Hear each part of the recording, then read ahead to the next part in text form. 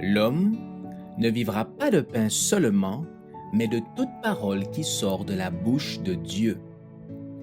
Voici votre moment de méditation quotidienne.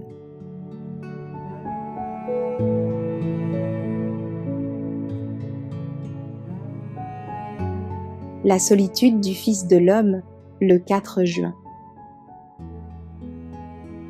J'ai été seul à fouler au pressoir, et nul homme d'entre les peuples n'était avec moi.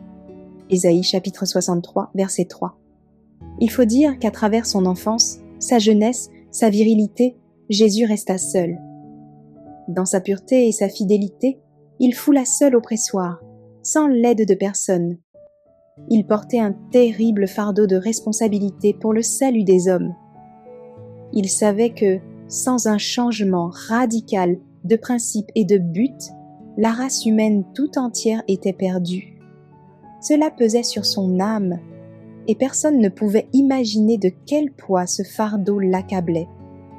Aussi longtemps qu'il vécut, sa mère et ses frères ne saisirent pas le sens de sa mission. Ses disciples ne le comprenaient pas davantage. Ayant vécu jusqu'ici dans l'éternelle lumière, intimement uni à Dieu, il allait vivre, sur la terre, dans la solitude. Il faut qu'il porte le fardeau de notre péché et de notre condamnation, puisqu'il est devenu un avec nous. L'être sans péché doit éprouver la honte du péché. Le pacifique doit vivre au milieu des querelles. La vérité doit habiter au milieu des mensonges.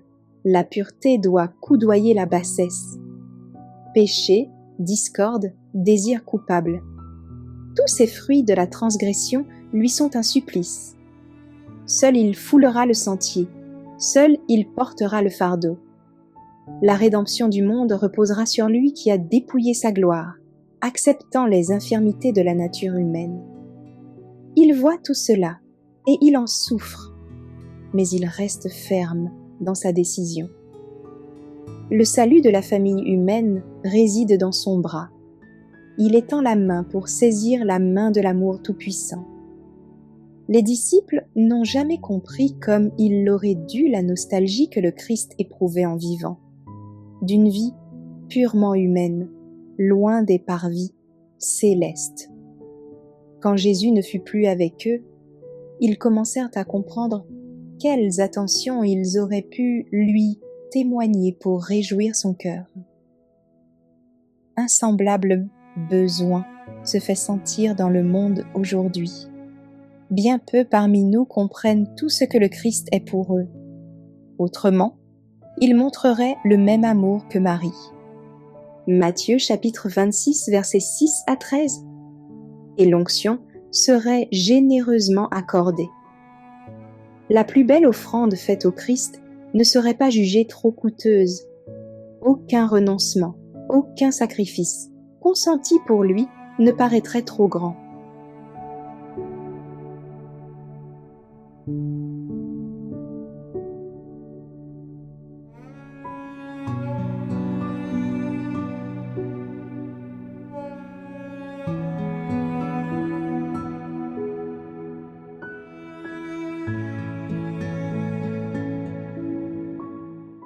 Merci d'avoir écouté cette présentation.